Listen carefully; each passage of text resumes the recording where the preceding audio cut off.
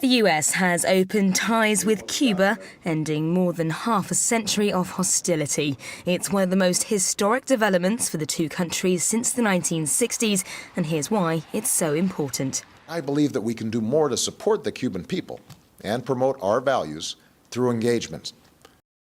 All these 50 years have shown that isolation has not worked. It's time for a new approach. The rivalry started back in 1953 with Fidel Castro's rise to power.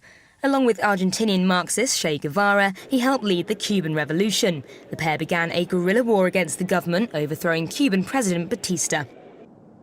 In 1959, after a successful final offensive, Batista fled and Castro became Cuba's prime minister, creating the first communist state in the Western Hemisphere. But it wasn't everyone's cup of tea. Thousands of Cubans fled in exile, mostly to the US, and his reforms also saw hundreds of US businesses in Cuba weren't compensated. Diplomatic relations imposed a trade embargo and travel restrictions in response. But things really kicked off when Cuban exiles launched the Bay of the Pigs invasion with US backing in 1961. And thereafter was the Cuban Missile Crisis, when Castro secretly allowed the Soviets to build sites for nuclear missiles on the island at the height of the Cold War, bringing the world to the brink of nuclear war.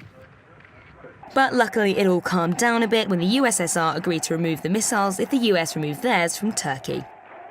So things remained at stalemate throughout the 70s and 80s, but when Soviet aid ended in 91, Cuba fell into an economic crisis, which further deteriorated when the US tightened its trade embargo in 93. In 96, the trade embargo was made permanent in response to Cuba shooting down 2 US aircraft, and in 2001, 5 Cubans were convicted in Miami of spying for the Cuban government.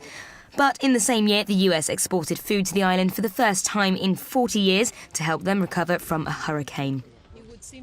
After falling ill, Castro stood down as president of Cuba in 2008, passing the baton to his younger brother Raul Castro. But the US said the trade embargo remained in place until free and fair elections are held in the country.